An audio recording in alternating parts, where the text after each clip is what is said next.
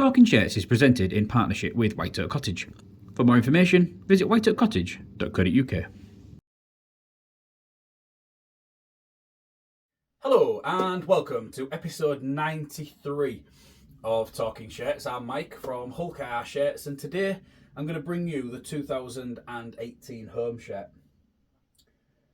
So it's not very often that I'm able to share with you a shirt that was worn in a derby, where a player scored a hat-trick and he came out on the losing side. But unfortunately, that's what I'm able to do with this one. So this one was worn by Thomas Minns, and it was worn against Hull FC, amongst other games, in the 2018 Good Friday derby at Craven Park. So a little bit about the shirt, and then we'll talk more about Thomas Minns and that Hull FC game. So the shirt here, as you can tell, it's an all-red affair, and we have got a blue band going through the middle, and then that is then coupled with a white band across the top and a white band across the bottom, leaving enough space for some of the red to shine through. Now this is kind of based on a look that we've seen before. It was one that we used in 2015, it was one that we used in 2007, it was one that we used in 1983. Now what you'll notice is there is the addition of the extra bands, which is something that we'd seen in various colours in the early 90s.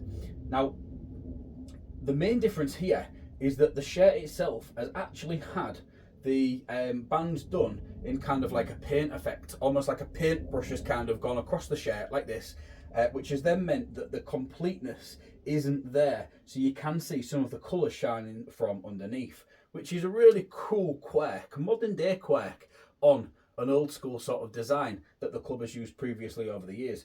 Now, after a conversation with Craig Franklin, he was told me that this shirt design came from a trip that he had to New York earlier on in that year, where he'd seen quite a lot of graffiti and wondered how he could apply that to the design of a shirt. And this is what the club came up with. It was also launched with a Paint the Town Red advertising campaign. The wording does actually feature in the neck collar of the shirt. I'll pop some pictures up so you can see that.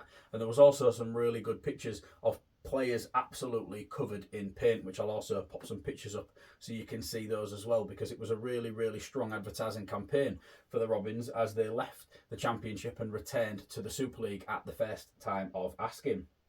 So yeah, this shirt, as I've said, we've got that the detail going on in the middle of the shirt there, but the rest of the shirt is just in that solid red colour. We have got a white sort of collar up the top here. We've got some reinforced stitching in there, which stops that ripping, as we've spoken about in probably every episode of Talking Shirts. Everything to the front of the shirt has been dye sublimated into the shirt. So we've got the IRS sponsorship, FTP, X-Blades, the Hull Kingston Rovers club crest, and then the MLS group sponsorship that features across the front of the shirt there. Now, you'll have noticed that later on in the 2018 season that they'd switched to Motor Depot on the third shirt. And the reason for that is because these guys went into financial trouble, and I don't believe that they completed their financial obligations to the club, which is why towards the end of the 2018 season, we was wearing that third shirt much more often than we was the home and the away. And that was the main reason for that. It was also used as a deal to get Motor Depot to commit to the club for the 2019 season, which saw their branding feature across all three shirts. So let's have a little look at this sleeve around here. So again, we're going to talk about this open empty space, the one that the Super League kept free. Unfortunately, once again, that wasn't actually so. But it did have the Outbox logo dye sublimated into the top of the shirt up here.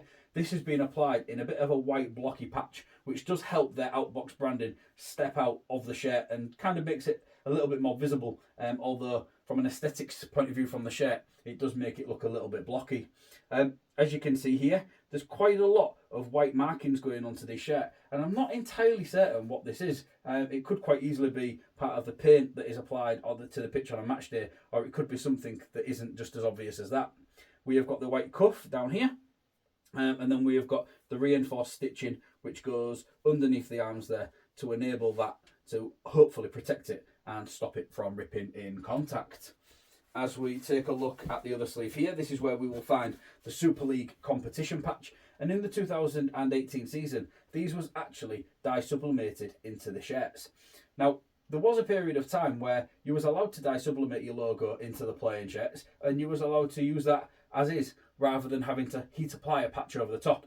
But later on at the end of the 2018 season and into 2019, the Super League as a whole said that they would like the heat applied patches to appear over this, even if you dye sublimated this into your shirt. Mostly because if this gets covered in mud or paint or grass, it won't slide off. Whereas the heat applied patches, they are much harder to kind of obstruct with things that might get covered in them during the field of play, which allows it to be more visible, most specifically in photographs and on TV fixtures, especially when you've got a company that's paying extra to sponsor the competition. Just above that, we have got the Heta Engineering the Future patch. This has been dye sublimated onto these shirts, but you'll remember on the 2019 playing shirts, that was a heat applied patch, which was secured at a later date after, once again, the Super League didn't fill the other side of the sleeve patch. So yeah, that's been the front and the sides. Before we go on to the back and talk about the back of the shirt and a little bit about Thomas Minns, here is a quick word from our sponsor. White Oak Cottage is a 2-bedroom luxury holiday cottage set in the stunning Lincolnshire Wolds. It has 2 ensuite bedrooms, a hot tub, wood burner, Wi-Fi, electric vehicle charger, and is pet friendly. It is ideally situated in the Wolds, yet only 15 miles from the coast and 25 miles from the historic city of Lincoln. For more information, visit whiteoakcottage.co.uk. Welcome back to episode 93 of Talking Shirts.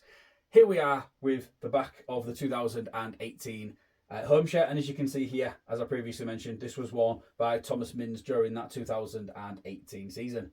So the back of the shirt, obviously we've got the majority of red continuing, and we do have that front design detail which does then break on the back. You'll remember from episodes 92 where we spoke a little bit about Liam Salter's shirt and the fact that the band on the back didn't continue on that, and this is exactly the same case here. That band would have obstructed the number, which would have then meant it would be failing to meet the regulations that are set by RFL and the Super League, so that has to then break to allow for a clear blocked patch of one colour for the name and number to be applied.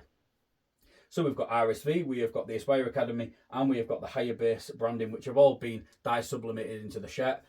RSV is in their natural colourway of the pink and green, and then we have got the Aspire Academy and the Higher Base, which are feature in just that monotone white, which really does pop off the red shirt, making it very, very visible. In fact, I actually feel like these are more appealing to the eye than the RSV one appearing in its natural colourway. I feel like if they'd have gone white as well, the logo would have probably actually stood out a little bit more than it does in its natural colourway.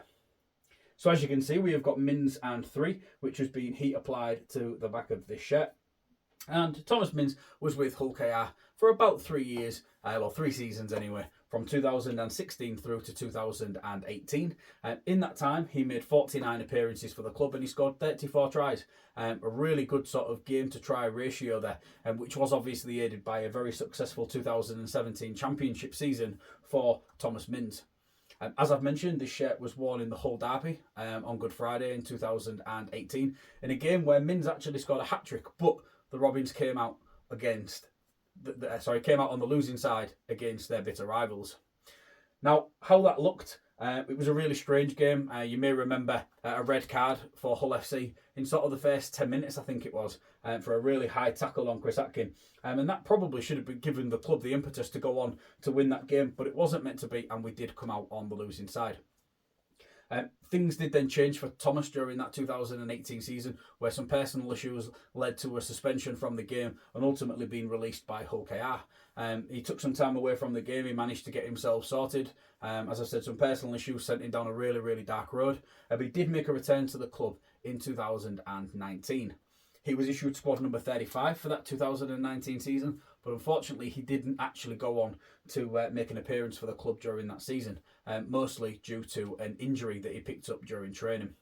So that's been everything for this episode of Talking Shirts. Obviously episode 93 now. We're doing really well to whittle our way through these numbers as we charge down the big 100, which will be a very special episode of Talking Shirts, I can promise you that. So as I've said, this is the 2018 home shirt. I hope you've enjoyed watching this episode today, seeing a little bit more about the 2018 home shirt. One of these sort of modern day designs where I think we'll look back on it with fondness as the further we get away from it. This paint design, the advertising campaign that came with it was obviously really strong, and it's definitely a unique shirt in terms of that design element. thank you very much for watching. I am going to break the streak. We've had 3 centres back to back to back on episodes of Talking Shirts. So the next one is going to be from 2007, and we'll go for somebody that plays hooker. Let's mix it up a little bit. Thanks for watching. Check back in another couple of weeks, and bye for now.